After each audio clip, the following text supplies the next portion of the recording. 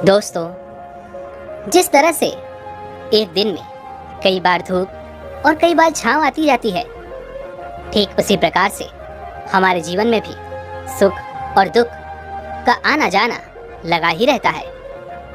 लेकिन हमारा ध्यान केवल दुखों पर होता है और हमें ऐसा प्रतीत होता है कि हमारे जीवन में केवल दुख ही हैं। लेकिन अगर वास्तविकता देखी जाए तो हमें ये पता चलेगा कि वास्तविक तौर पर हमारे जीवन में केवल एक ही दुख है। लेकिन वो कौन सा दुख है जिसके कारण हम हमेशा दुखी रहते हैं, परेशान रहते हैं, चिंतित रहते हैं? वो एकमात्र दुख क्या है? चलिए इसे आज की बौद्ध कहानी के माध्यम से समझते हैं और ये भी जानने का प्रयास करते हैं कि आखिर उसका समाधान क्या है और अपने दुख को नियंत्रित करने के लिए हम क्या कर सकते हैं। बहुत समय पहले की बात है। एक छोटा सा राज्य था। उस राज्य में एक व्यापारी रहता था जो बहुत अमीर था, जिसके पास किसी चीज की कोई कमी नहीं थी। उसके पास वो सारी सुख सुविधाएं थी जो वह चाहता था। उसका एक पुत्र भी था जो अब युवा हो चुका था। उस व्यापारी के पुत्र ने अब तक अपने जीवन में कोई दुख नहीं देखा था। जो भी वह चाहता था वो व्यापारी उसे सब कुछ लाकर दे देता था, जिस कारण उसने अपने जीवन में किसी प्रकार के दुख का अनुभव अब तक नहीं किया था। उस व्यापारी के पुत्र के कई सारे मित्र भी थे। उसके पास अथाह संपत्ति थी, धन दौलत की उसके पास कोई कमी नहीं थी। लेकिन एक दिन अचानक वह व्यापारी बीमार पड़ गया और देखते ही देखते उसकी बीमारी ने उस पर पूरी तरह से पकड़ बना ली थी। वह व्यापारी अपने जीवन की आखिरी सांसें गिन रहा था और उस व्यापारी को यह प्रतीत होने लगा था कि अब वह नहीं बच पाएगा। उसका अंतिम समय आ चुका है। इसलिए उसने अपने पुत्र को अपने पास बुलाया और उसे कहा, बेटा, तुमने आज तक केवल सुख ही देखा है। तुम्हें जो कुछ चाहिए था वो मैंने सब कुछ तुम्हें ला कर दिया, इसलिए तुमने आज तक दुख का अनुभव नहीं किया। दुख क्या होता है ये तुम्हें पता तक नहीं, और इसी बात की चिंता मुझे खाए जा रही है कि जब तुम्हारे पर दुखों के बादल मंडराएंगे तो तुम सह नहीं पाओगे। इसलिए आज मैंने तुम्हें यहाँ पर बुलाया है। मैं बस आखिरी समय पर तुमसे ये कहना चाहता हूँ कि तुम सावधान रहना। मेरी मृत्यु के बाद तुम्हारे अपने ही तुम्हारे दुखों का कारण बन जाएंगे। इतना कहकर वह व्यापारी मृत्यु को प्राप्त हो गया। उस व्यापारी का पुत्र अपने पिता की मृत्यु पर बहुत दुखी था। वह रो रहा था। तभी उसके पास उसका एक मित्र आया और वह उसे समझाते हुए कहता है, मित्र, तुम रो क्यों रहे हो? तुम्हारा पिता ही मरा है, लेकिन तुम्हारे पास तो अब भी ये सारी धन दौलत है, ये सारी संपदा है, ये सारी संपत्ति तुम्हारी ही तो है। अब तो तुम उन चीजों का भी आनंद ले सकते हो जिनका आनंद तुम अपने पिता के रहते नहीं ले पाए। अपने मित्र की यह बात सुनकर वह बड़ा प्रसन्न हुआ और उसे भी इस बात का एहसास हो चुका था कि उसके पास अथाह संपत्ति है, धन है, दौलत है, जिसकी मदद से वह अपना जीवन खुशी खुशी बिता सकता है। लेकिन इसी धन संपदा के कारण वह अब बुरी आदतों का शिकार भी हो चुका था। वह वैश्यालय जाने लगा था। उसे हर प्रकार का नशा करने की आदत लग चुकी थी। जहां उसका मन करता वो वहां चला जाता। जब भी उसका मन करता वो किसी को भी अपने घर बुला लेता, फिर चाहे दिन हो या रात। जो भी उसका मन करता वो खरीद लेता, क्योंकि उसके पास अथाह संपत्ति थी। और तो और उसके पिता का सारा व्यापार भी अब उसी के हाथों में था और अब वो बहुत खुश था। वो अपने जीवन को अपनी मर्जी के हिसाब से जी रहा था। एक दिन उसके मन में ख्याल आया कि पिता ने मुझे बेवजह ही डरा दिया कि लोग मेरा फायदा उठाएंगे, मेरे दुश्मन बन जाएंगे, मेरे दुखों का कारण बन जाएंगे। लेकिन अब तो मैं और भी मजे से जी रहा हूँ। मेरे सुख के दिन तो अब आए हैं। मैं आज तक जो नहीं कर पाया था वो सब करने में अब मैं सक्षम हूँ। यह सब सोचकर उसकी खुशी का कोई ठिकाना नहीं था। वो बहुत खुश था। तभी एक दिन उस राज्य में एक बहुत बड़ा मंदिर का निर्माण हो रहा था और उस मंदिर के निर्माण के समय पर एक घोषणा करवाई गई कि जो भी इस मंदिर के लिए सबसे अधिक दान देगा उसका नाम उस मंदिर के एक पत्थर पर स्वर्ण अक्षरों में लिखा जाएगा। जब उसके मित्र ने यह बात सुनी तो वह दौड़ा दौड़ा उसके पास आया और उसे सारी बात बता दी। तब उस व्यापारी के पुत्र ने यह तय किया कि वह मंदिर को सबसे बड़ा दान देगा और उसने ऐसा ही किया और साथ ही यह भी निश्चित हो गया कि उसका नाम उस मंदिर के एक पत्थर पर स्वर्ण अक्षरों में लिखा जाएगा। लेकिन जब वह दान देकर वापस घर की ओर लौट रहा था तो रास्ते में उसे एक साधु मिले जो भोजन की याचना कर रहे थे। इस पर वह घमंडी व्यापारी का पुत्र कहता है, तुम जैसे लोग केवल 2 वक्त की रोटी के लिए हमेशा चिल्लाते रहते हो। पता नहीं तुम लोग कहां से आ जाते हो और भगवान तुम लोगों को पैदा ही क्यों करता है। तुम लोग गंदगी हो, तुम लोग दुख हो, तुम्हें जीने का कोई हक नहीं। केवल अपना पेट भरने के लिए 2 वक्त की रोटी के लिए तुम किसी के सामने भी झुक जाते हो। यदि झुकना ही है तो उस ईश्वर के सामने झुको, शायद वह तुम्हारी गलतियों को माफ कर दे और तुम्हें एक अच्छा जीवन प्रदान करे। हो सकता है वह तुम्हें भोजन भी दे दे। वो लड़का उन साधु को खरी खोटी सुनाकर वहां से चला गया। धीरे धीरे उस लड़के के पास उसके मित्रों, सहयोगियों और रिश्तेदारों की संख्या बढ़ने लगी। अब हर कोई उससे बिना पूछे कोई काम नहीं करता था। हर चीज में उसी से पूछा जाता था, जिस कारण उस लड़के को लगने लगा था कि अब मेरे बिना कोई काम नहीं हो सकता। जो भी हूँ मैं ही हूँ। जिस कारण उस लड़के का अहंकार अब 7वें आसमान पर था। सभी लोगों ने उसका मन जीत लिया था। सब लोग उसके विश्वास पात्र बन चुके थे। उस लड़के के पास अपार धन था, जिस कारण सब उससे जुड़े हुए थे। लेकिन यह बात उस लड़के को समझ नहीं आ रही थी। सभी लोग विश्वास के नाम पर अब उस लड़के से धन उधार लेने लगे थे और वह भी खुशी खुशी लोगों को धन उधार में दे दिया करता है। जो कोई उससे धन उधार लेने आता, वह जितना मांगता वो उससे ज्यादा ही उन्हें दिया करता, क्योंकि वह सभी के नजरों में अपने आप को साबित करना चाहता था। वह अपने आप को महान दिखाना चाहता था। लेकिन धीरे धीरे उसकी बुरी आदतों के कारण अब उसका व्यापार चौपट होने लगा था। देखते ही देखते एक दिन व्यापार में उसे बहुत बड़ा घाटा हुआ। उसका पूरा व्यापार कर्ज में डूब गया।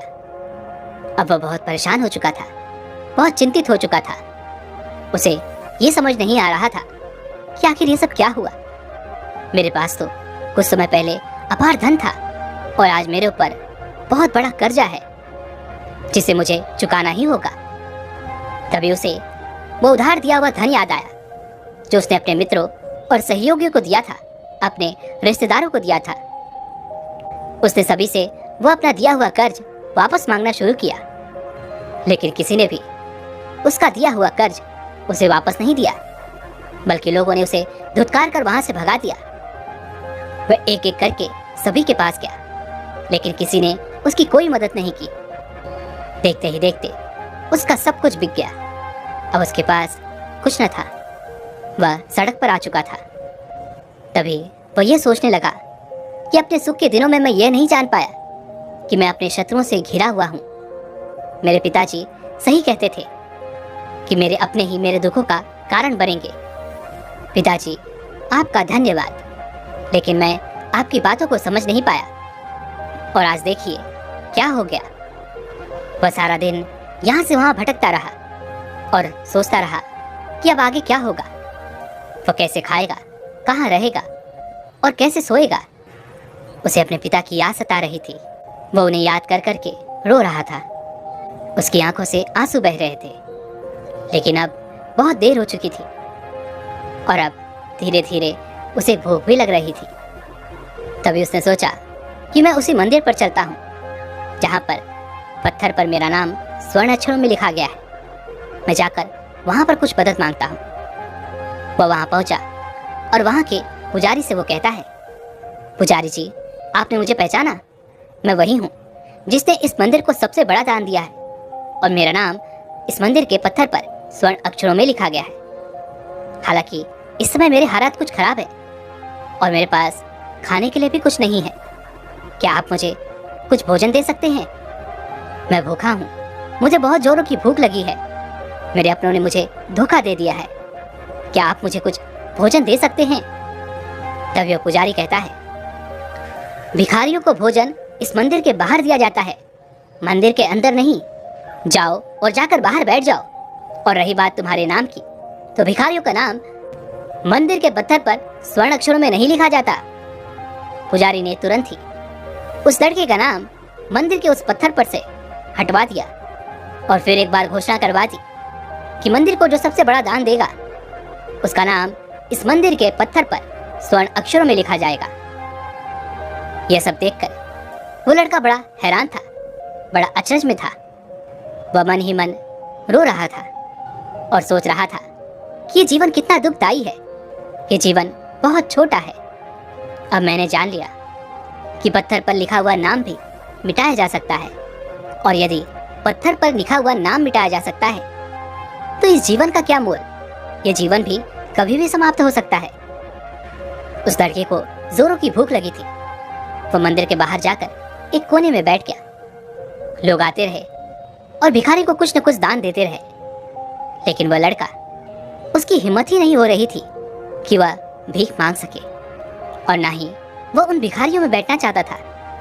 देखते ही देखते दोपहर से रात का समय हो चुका था, लेकिन अब तक उसे कुछ भी ना मिला था।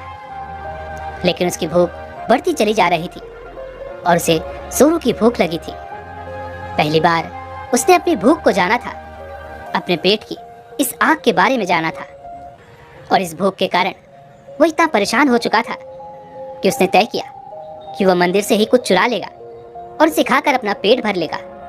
जैसे ही वो वहां से उठता है, तभी वह साधु वहां पर आ जाते हैं, जिसे उस लड़के ने बहुत खरी खोटी सुनाई थी। वह साधु उस लड़के के पास आकर कहते हैं, बेटा, हम पहले भी मिल चुके हैं। वह साधु भिक्षाटन से वापस लौट रहे थे। उन्होंने कुछ भोजन उसे देते हुए कहा, ये लो, खा लो, तुम्हें जोरों की भूख लगी होगी। मैं तुम्हें जानता हूँ, मैं समझता हूँ कि ये हालात तुम्हें जबरदस्ती झुकाना चाहते हैं, लेकिन तुम लोगों के सामने झुकना नहीं चाहते। लेकिन अगर तुम लोगों के सामने झुकोगे नहीं तो तुम्हें भोजन भी नहीं मिलेगा। आज तो मैंने तुम्हें भोजन दे दिया है जिससे तुम्हारी भूख मिट जाएगी, लेकिन ये भूख रोज लगेगी। ये पेट की आग कभी नहीं मिटती। ये एक ऐसी बीमारी है जिसका कोई इलाज नहीं। भूख से बड़ी बीमारी इस दुनिया में कोई है ही नहीं। इस पर वह लड़का उन साधु से कहता है, जब मेरे पास धन था, दौलत थी, अथाह संपत्ति थी, तो मेरे पीछे मेरे मित्रों की, सहयोगियों की, रिश्तेदारों की कतार लगी रहती थी। सभी लोग मेरे शुभचिंतक थे, लेकिन मेरे ऊपर दुख आते ही वो सब पलट गए। वो सब अब मेरे शत्रु बन चुके हैं। लेकिन तुम, जिसे मैंने इतनी खरी खोटी सुनाई थी, वही मेरे दुख में मेरा सहयोगी बना है। तुम मेरे इस दुख में मेरे पहले मित्र हो, मेरे पहले रिश्तेदार हो, जिसने मुझ पर दया की है। मैं तो अपने आप को बहुत बड़ा समझता था, लेकिन देखो, इस वक्त की मार ने मुझे कहां से कहां पहुंचा दिया। आज मैं इस बात को अच्छी तरह समझ चुका हूं कि धन से बड़ा कोई मित्र नहीं। इतना कहकर उस लड़के ने भोजन किया और उसने पहली बार भोजन के सुख का आनंद उठाया। उसके हाथ कांप रहे थे। वो जल्दी जल्दी उस भोजन को समाप्त करना चाहता था, जल्दी जल्दी उसे चबा लेना चाहता था, और उसकी आंखों से झरझर आंसू भी बह रहे थे। उसे ऐसा प्रतीत हो रहा था मानो आज से पहले ऐसा लजीज भोजन उसने आज तक न किया हो। भोजन करते वक्त जो अनुभव उसे प्राप्त हुआ, ऐसा अनुभव उसे आज तक नहीं मिला था। तभी वह उस साधु से कहता है, ये कैसा सुख है, मैं इस दुख में भी इस भोजन के सुख का अनुभव कर पा रहा हूँ। तभी वह साधु कहते हैं, जहाँ तृप्ति होती है वहाँ सुख का अनुभव होता है, लेकिन सावधान, तृप्ति बहुत खतरनाक भी होती है। जब यह तृप्ति हमारी आवश्यकताओं, हमारी इच्छाओं से ऊपर उठ जाती है, तब यह दुख के दर्शन भी हमें कराती है। आज जो भोजन तुम कर रहे हो, ऐसा भोजन यदि तुम्हें पहले प्राप्त होता तुम इसे छूते तक नहीं। लेकिन आज इसी भोजन को करके तुम्हें तृप्ति मिल रही है। लेकिन जब तुम्हारे पास धन था, दौलत थी, तब तुमने इससे भी अच्छा भोजन किया होगा, लेकिन तब तुम्हें तृप्ति नहीं मिली होगी, वह सुख प्राप्त नहीं हुआ होगा जो तुम आज अनुभव कर रहे हो। लेकिन सावधान, अगर ऐसा ही भोजन तुम्हें रोज मिलता रहे तो तुम और भी अच्छे भोजन की कामना करने लगोगे, और इसी कामना की तृप्ति के लिए तुम्हारे मन में दुख पैदा होगा।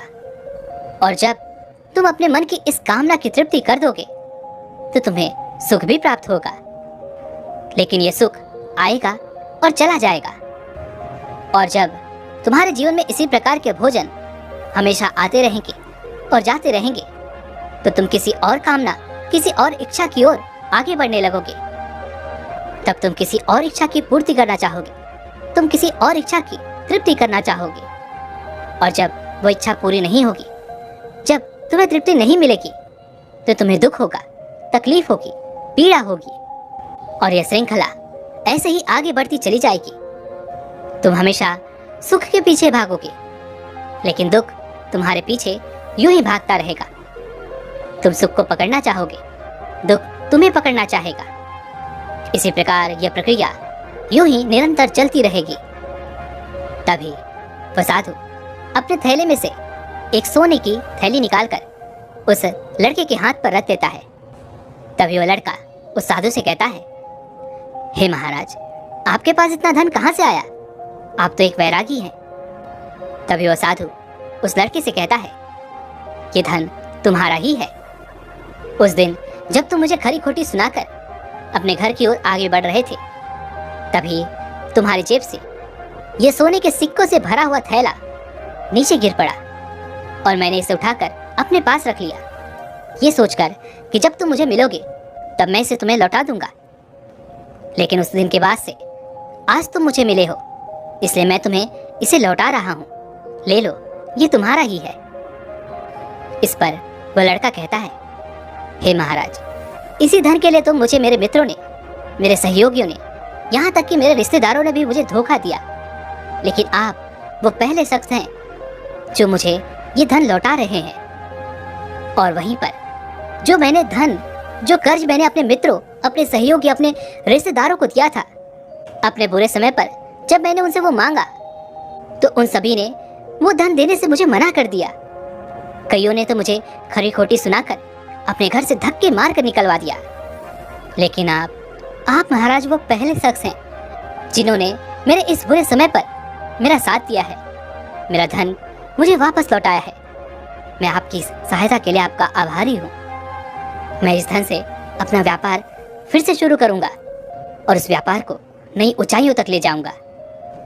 तभी वो साधु उस लड़के से कहते हैं, हमें कोई दुख नहीं देता, बल्कि दुख के कारण तो हम स्वयं ही होते हैं। हम स्वयं ही खुद को धोखा देते हैं। सुख में हम भ्रमित रहते हैं, हमें ये पता नहीं चलता कि हम सही कर रहे हैं या गलत। और इसी प्रकार हम एक माया जाल में फंसते चले जाते हैं, क्योंकि सुख में हम अपनी आंखें बंद करके बस उस सुख का आनंद लेते हैं और हम किसी चीज की तरफ ध्यान नहीं देना चाहते। हम नहीं जानना चाहते कि जीवन मीठा है तो कड़वा भी है, सच है तो झूठा भी है। सुख में हम केवल अपने अहंकार को बढ़ावा देते हैं। तभी इस पर वह लड़का कहता है, आप ठीक कहते हैं। जब मेरे पास धन दौलत थी, अथाह संपत्ति थी, तब मैं अंधा हो चुका था। मैं किसी चीज पर ध्यान नहीं देता था। मैंने उसे अपने इन दोनों हाथों से लुटाया है, और आज जब वह मेरे पास नहीं है, तब मुझे उसके जाने का एहसास हो रहा है। और अब जबकि मैं इन दुखों से जूझ रहा हूँ, तब जाकर मेरी आंखें खुली हैं। तभी मैं ये भी जान पाया कि कौन मेरे साथ है और कौन मेरे खिलाफ। और ये जो ज्ञान दुख द्वारा मुझे प्राप्त हुआ है, ये ज्ञान मैं हमेशा अपने साथ रखूंगा। अपने सुख में भी अब से अपनी आंखें खुली रखूंगा।